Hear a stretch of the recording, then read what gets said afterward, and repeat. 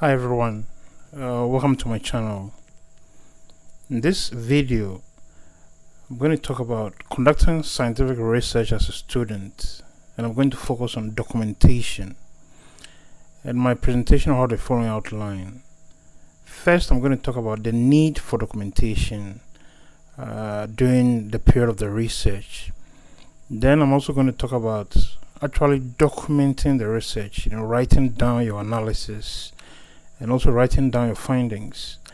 Then I'll also talk about the fact that the documentation process actually happens gradually and continuously throughout the duration of the research. It doesn't happen overnight.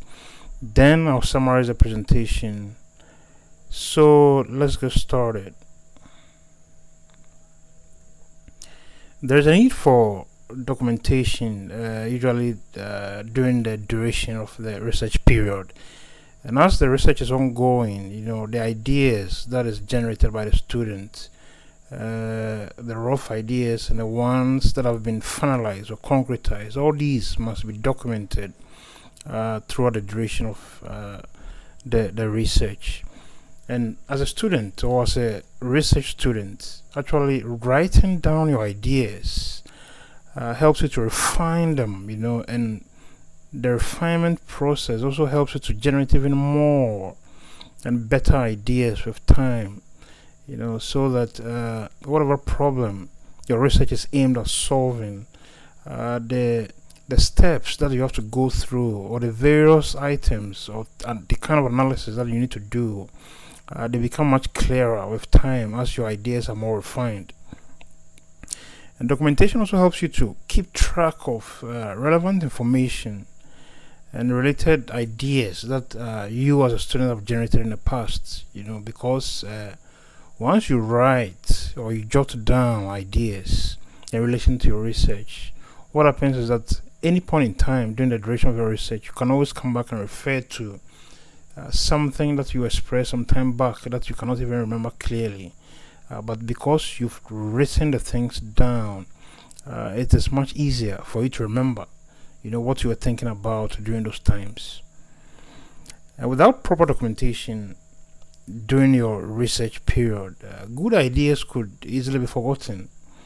Because if you're not writing and if you're not expressing your ideas on paper, what happens is that you can get to a point in time where you need some ideas, and you realize that you've actually thought through whatever it is that you're thinking about some time back, and you're able to generate some good ideas, but because you didn't write them down, you can easily forget about them.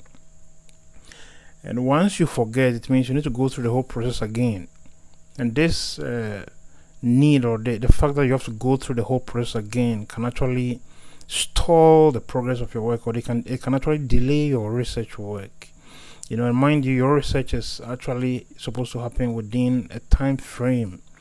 So if you are going to be delayed unnecessarily, then that also becomes a disadvantage, because it can actually create problems for you in the long run, especially when you get to the end where you are supposed to finish your research and you're not done yet. And for documentation, the basic resources needed, for documentation are just a pen and a paper, or a notebook. So usually as a research student, you're supposed to have a dedicated book, a diary, or some notebook that could help you express your ideas, that will help you express the kinds of things that you think about. So all these expressions and the things you're writing down can help you make progress throughout your research period.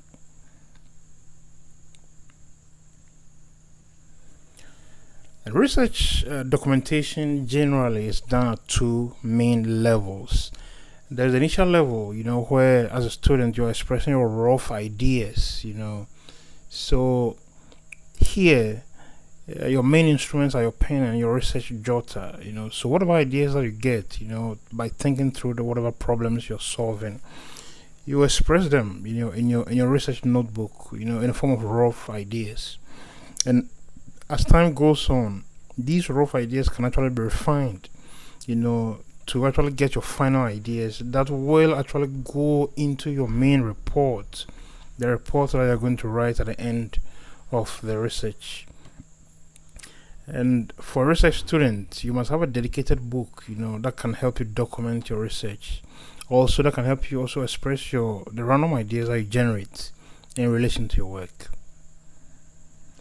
And the rough ideas that are generated initially during the thinking process, all these ideas feed into helping you generate the more concrete or relevant content that are needed, for writing your main research reports.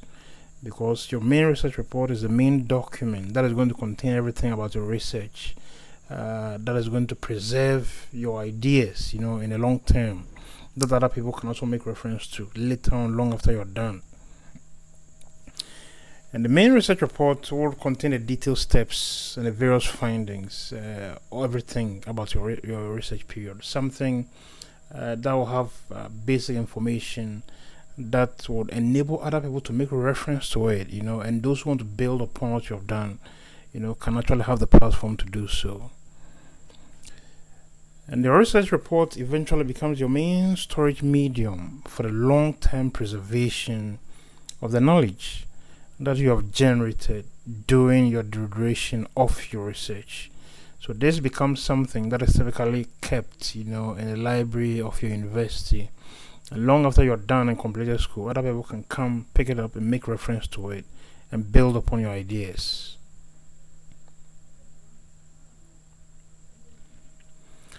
Research is a continuous process, and this process doesn't happen overnight, so it's a gradual process and it happens day by day. It doesn't happen overnight. So as a student, per the duration of your work, you need to work at your research daily, day by day. And the documentation that is supposed to be done, also happens gradually, over the duration of your research. And this can actually be the course of several weeks, the course of several months or even years, especially for more detailed research. And as a student or as a research student, you must be able to dedicate a consistent and efficient block of time to work on documenting your research, and this must happen on a daily basis. So, because inconsistency, when you're consistent, in working on your research, that is where you can actually generate much more stronger ideas. So, it must be a time frame, that you're comfortable with, a time frame that you can work more efficiently. So, for instance, if you decide, let's say, you can actually dedicate 2, 3, 4 hours a day to your research, let's say 8 in the morning up to 12 noon in the afternoon, then this must be something you must do daily, every day. You must be consistent. Or if, let's say in the evening, 6 o'clock to like 10 p.m. in the evening, that is a time that you can dedicate to your research, then it means that it is something you must do every single day. You must be consistent about it. And once you're able to be consistent, you're able to discipline yourself, and go through this particular consistency, you're more likely to be successful in finishing on time or even before time.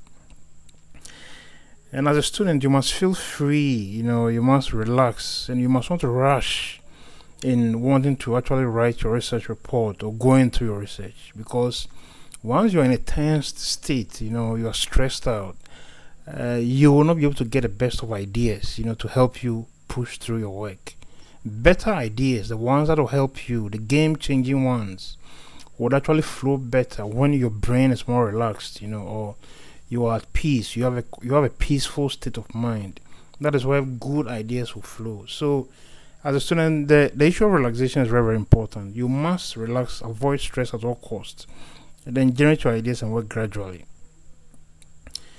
But in the midst of the relaxation, you must also be conscious of the research duration or the research time frame, because in a typical university setting, your research will be time bound. Typically, let's say 1 year or 1 academic year, or let's say 4 academic years, especially for those pursuing PhD or whatever it is. So what happens is that Although you must work gradually, you must be consistent, you must relax, you must also be conscious of the fact that your research is time bound, and when the end comes, you should have been done by then. So this must feed into everything in order to push you so that you can actually finish your work, on or before the time you are required to do so. So, in summary, there's a need for documentation during the research period, for a student, and this documentation can actually be expressed in two main forms. There's the initial stage where, as a student, you must express your rough ideas, the initial ideas that come. And then once you document these, you must refine them daily or day by day, And once you refine them, you build them to the level where you can now write them or incorporate them into the main report for your research. And documentation actually helps you as a student to generate ideas, refine them, and actually make progress with your research generally. And as a research student, you must have a dedicated notebook or a jotter that can help you do your documentation, because most of the good ideas will come to you in a raw state. So you must be able to express these raw ideas, in a notebook, and then refine them gradually, and then incorporate them into the main reports that you'll be writing and submitting at the end of your research. Research documentation also for you as a student takes time, so it is important that it is something that you work at consistently, daily, so you can actually do a more efficient work, a more thorough work, and still be able to finish within the timelines that have been given to you as a student. And in documenting or in writing down your ideas, going through your analysis, it is important that you don't do so in a stressed state of mind. You must relax as students, because better ideas flow actually when your mind is relaxed, or when your mind is at peace. So relaxation is very, very important. It's something that as a student you cannot overlook. But in the midst of the relaxation and in working on your research, you must also be conscious of the fact that your research is also time bound. At a certain specific time, you should have been done, or you should have finished your work. So this deadline, must feed into the whole process right from the beginning. So that you don't end up wasting time and then getting yourself caught up at the end of the duration where you are not finished yet with your research. That will mean you need to spend extra time, on a research, when several others probably have graduated and left the university. So the time frame is something that you must be conscious of, and you must work within the particular time frame. You must be efficient, and you must ensure that by the time frame or by the end of the duration of the research, you as a student too would have been done with whatever research work that you are doing. So at this point, I'd like to thank you for making the time to watch my presentation. Please like, share, and subscribe to my channel. Thank you.